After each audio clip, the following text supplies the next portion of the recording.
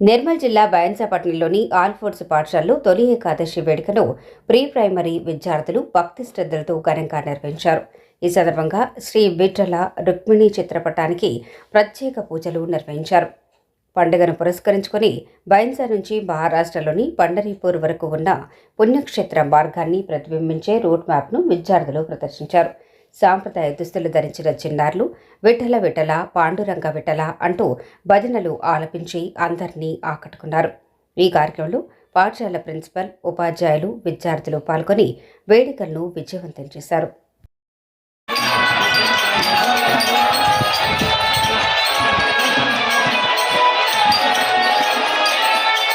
One, two, three, 4, 5, 6, 7,